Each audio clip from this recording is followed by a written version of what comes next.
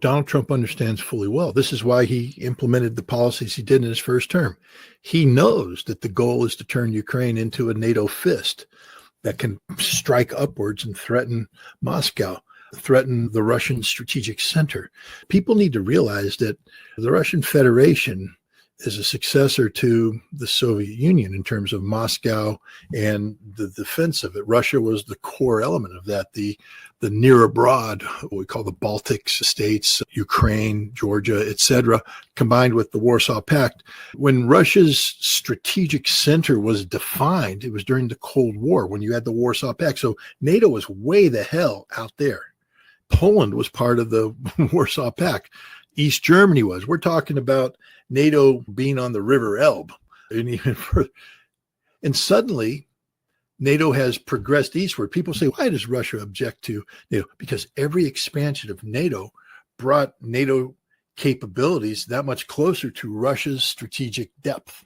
And Ukraine is literally, if you carve that out, you are just thrusting NATO straight into the stomach of Russia.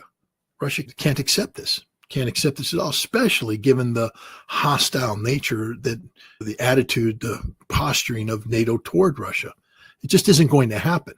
It's not going to be allowed to happen. And they think the Russians were willing to go into temporary amnesia and pretend that Donald Trump was the great peacemaker and not the horrific war maker that he is. The reality, the Russians know the reality, but Russia was never going to yield. They made that clear from the start. Go back to the initial meeting between Marco Rubio and Sergei Lavrov in Riyadh. And they came out saying, well, the Russians have given us reality and we need to yield to everything. But then they turned around and said, but now we need Russia to make some concessions. And the Russians are like, what part of address root cause of the conflict don't you understand? We will make no concessions on that. None, zero. There's no latitude for this. And there's no reason for you to hope that this will be. This was known from the start. And yet Donald Trump, instead of acceding to this reality and telling his policymakers, let's find a policy that meets this reality, get this war over with now, he continued to believe that he had some sort of leverage over Russia, perhaps advised by Scott Bessent, the Secretary of Treasury, who believed that he could break Russia's economy through sanctioning oil. Steve Kellogg, who believed that they could break Russia's military by continuing to flow weaponry into Ukraine. The British may be unhappy, but the British aren't winning here. This whole experiment, this whole enterprise, this adventure that they set off on is failing, and there's no way to recover. They're literally in a fighter plane, engines are burned out, and they're in a flat spin. Their only choices are bail out or pancake and die. That's it. They're not going to recover. They inch us towards a nuclear war. All of this disguised as patriotism and making America great. It makes America weaker, because here's the other reality is that nothing Graham is proposing is going to succeed. It's going to fail dramatically. I think even Trump recognizes that if he goes out and he tries to do all these sanctions that are being threatened, it will fail dramatically. And then he'll be the one who, has mud on his face. But no, these people don't think they're helping America. Lindsey Graham knows who he's helping. He's helping Lindsey Graham. He's helping his cabal of American politicians who have sold their soul to the military-industrial complex. That's what he's doing. This isn't about helping America or making America great again. This is about weakening America for the benefit of Lindsey Graham. And yet, this is the policy that Trump was trying to implement during his first. Trump knows damn what's at stake here. He's just playing stupid games. The Russians, I think, had hoped that Trump would actually back away from the failed policies of the past and recognize that you can't have Ukraine and NATO. And indeed, early on, you heard Trump administration people talk about that.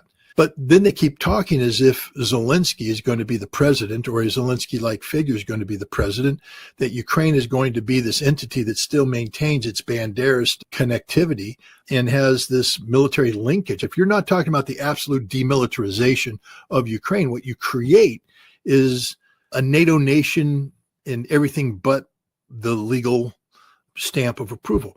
It's a huge NATO army, equipped with NATO weaponry, capable of striking Russia's strategic depth. That's what Trump wants. That's what he wants. He knows what he wants because he helped design it in his first term. He was briefed by the CIA. This is why they built 20 bases in Ukraine. He was briefed by the Pentagon. This is why they trained the Ukrainian army. Trump knows what's at stake here. That's the hypocrisy of it all. The Russians had hoped that he wouldn't. But what Trump does every day is exposes the fact that he's a lying sack of cow manure. Actually, Hegseth did. In the aftermath of the 12-day war between Iran and Israel, Hegseth took a look at the expenditure of munitions and the drawdown that's already taken place in American stockpiles. And he said, we're not sending anything else to Ukraine. He was overridden. The man who seems to be in charge now is Mike Ratcliffe, the director of the CIA. I mean, there was a meeting where Donald Trump turned to Ratcliffe, bypassing Hegseth and saying, hey, are we going to be able to get those weapons there? No, it's all a lie. Again, everything about Trump is a lie. 17 Patriot batteries, the full complement. They don't exist. But the point is, Ratcliffe took the lead on this, not Hegseth. I believe the Pentagon continues to be staffed with professionals who their job is to lay out the reality of war. The attack on the Russian strategic bombers was a British affair run by British intelligence, maybe backed by the CIA. The CIA is a rogue entity right now, absolutely rogue, out of control. And I think what Trump is doing right now is turning to the irony here, turning to Ratcliffe into the Russian Mission Center and saying, turn up the screws. Tends to forget it was the Russian Mission Center that helped create the BS narrative that was used to weaponize against him, or at least aspects of it, who cannot be trusted at all by anybody, especially the Russians. And this pains me to say, because we really do need to have better relations with this Russian government. This Russian government is ready and willing to sit down and talk about a new way forward with the United States, normalization of relations. But in order to do that, we have to stop this notion that we can strategically defeat Russia or position ourselves to strategically defeat Russia. Russia will have nothing to do with it. We wouldn't allow it. We wouldn't allow it. Would we allow China to come into Mexico and carve away Texas right there with all the Chinese weapons ready to strike into the American strategic depth? Hell no, we wouldn't allow that.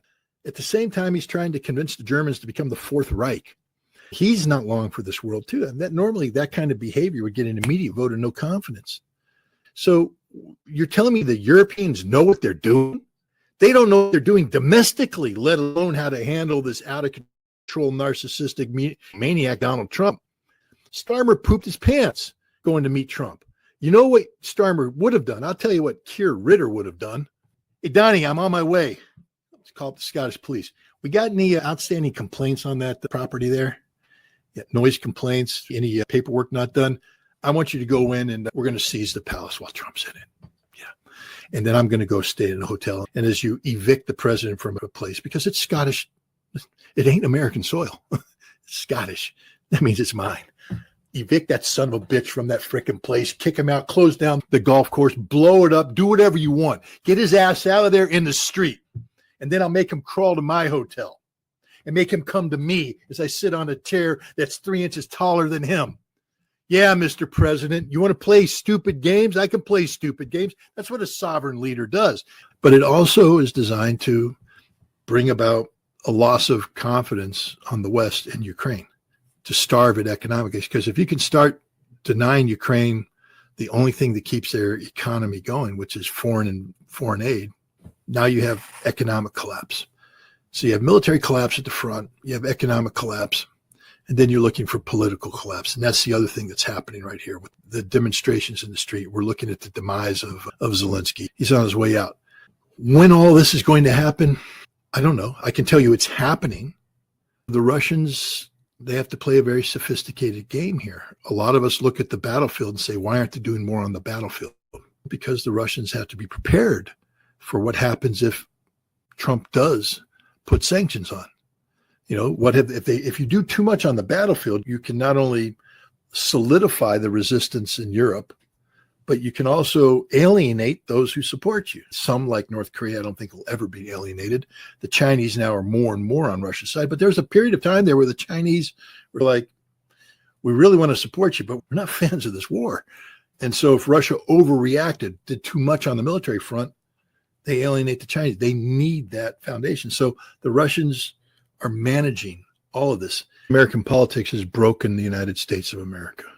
The politics of getting elected and staying elected has corrupted everything.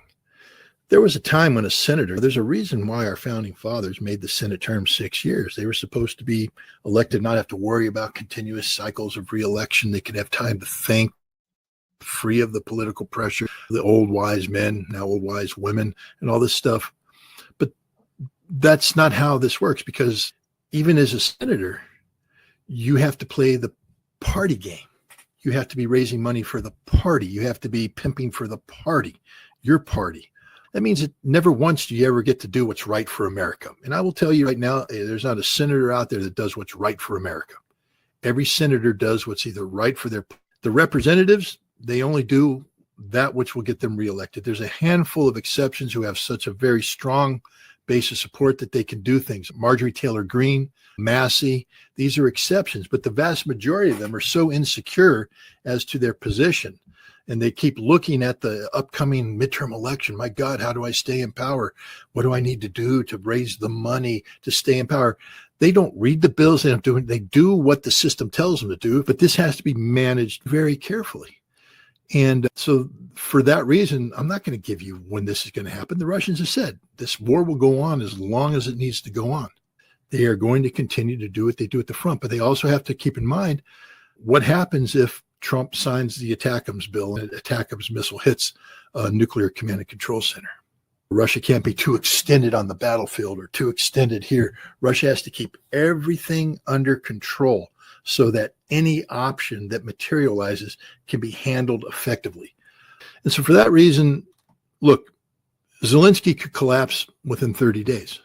Zelensky could last another year. The Ukrainian economy may not survive this winter. It may. The Ukrainian military, we already see, look at Pokrovsk. The Ukrainians had a solid wall of troops there backed up by drones. The Russians blew the hell out of the drones. They annihilated the troops. And now Russian infiltrators are able to make through their way in the line into the city center and then dig in. And the Ukrainians don't have enough troops to kick them out. That's the reality. Now, to come in to reinforce Pokrovsk, they don't have a strategic reserve anymore. You can thank Kursk and the British genius of Kursk. The sooner Donald Trump recognizes this reality, the better, but he's not going to. Look, Tulsi Gabbard, God bless her soul, is out there doing God's work about exposing the scam of Russagate. But she's had a deputy appointed. I think Aaron, I can't remember his last name. He's the new number 2 at the ODNI, at the Office of Director of National Intelligence. Aaron Jacob, maybe. But he's a Russophobe. Simply, he's a CIA hack. He was the guy advising Trump about Russia in the first term. The guy giving the bad advice about how to arm Ukraine and all that. That's him. He's now the number 2 guy. There's not anybody advising Donald Trump right now who knows the reality of Russia. They're all enemies of Russia. And as a result, he continues to take us down a very dangerous path, because all of this Russophobia, all this reinforcing the paranoia of Europe leads to a situation that we experienced, for instance, in Wiesbaden a couple of weeks ago, where Christopher Donahue, the 4-star general who commands U.S. forces in Europe and allied forces, sit there and talked openly about how we could take out Kaliningrad, the Russian exclave that used to be part of former East Prussia, the city of Kaliningrad and the surrounding areas. We could take it out, he said, very quickly. No, you can't. But if you tried, you'd die instantly. One of the things the United States want to do is, and the pressure they put on Brazil, is we control the Panama Canal and all that container traffic through there. We're going to choke off the Brazilians. China went and built one of the biggest damn ports in Peru. And then they connected that big damn port with a rail line to Brazil. And so the Chinese now bring in the biggest container ships in the world, purpose built for this port. They come into this port, which rapidly offloads the containers, loads them on trains, which then go into Brazil, and it's quicker than going through the Panama Canal, cheaper, more efficient. And what it means is that China now is dominating the Brazilian economy, and there's nothing America can do to stop it. Nothing. Am I wrong? Did I get it wrong? No, you're okay. Totally. I think it's good for Brazil, because the Chinese, they're not perfect. Let's not pretend that anybody in this world is perfect. They're businessmen. They want to make a profit, etc. But My understanding is that their business deals are pure business deals. They don't come with moralistic strings attached. You have to sign on to this abortion policy. You have to do this. It's just straight up business. And that doesn't mean they can't negotiate an unfair deal. They do. They drive hard bargains. You got people that will play stupid games with Turkey to bring up 1915 and then the Armenian genocide just to piss the Turks off. But it's not as easy as that is at Armenia, because you guys know what you did, don't you? You know what you did to those Muslims in that part of Turkey. You wanted the Russians to invade, and when they invaded, you turned on the Muslims and you killed over 1 million of them. And maybe that's why the Ottomans decided you had to get out of the border region, and they did that whole deportation thing. It was bloody, it was a mess, millions died. I'm not condoning any of it, but you're not as innocent as you come out, and that's proven today. The stupidity of the Armenians is excessive.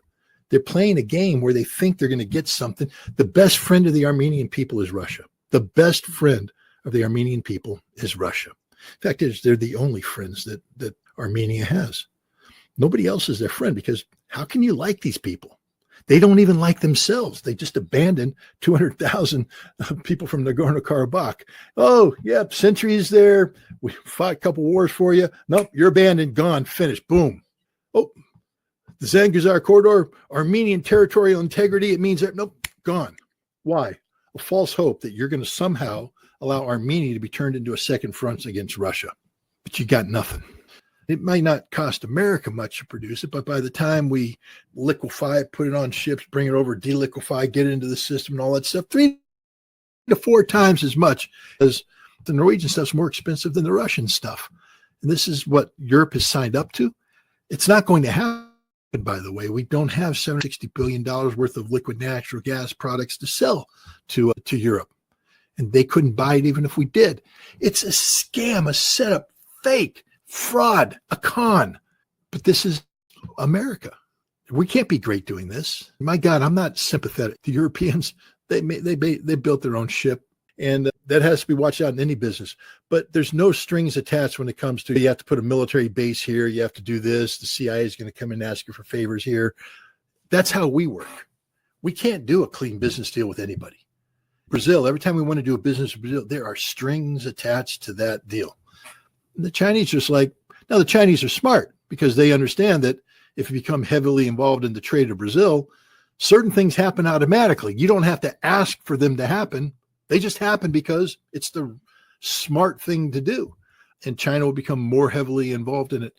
But the amount of infrastructure development that China can bring to bear.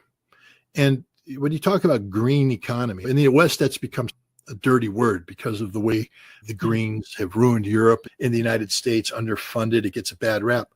China is one of the greenest places in the world right now. They are rapidly transitioning on a scale. And if you can take that and bring it to Brazil, maybe the savior of the Brazilian rainforest will be the Chinese. Maybe. It ain't going to be America. It's not going to be Europe. The Chinese seem to have a solution. And I wish it was the United States taking that lead. I'm an American. I'm proud of being an American. I wish we were the ones doing that.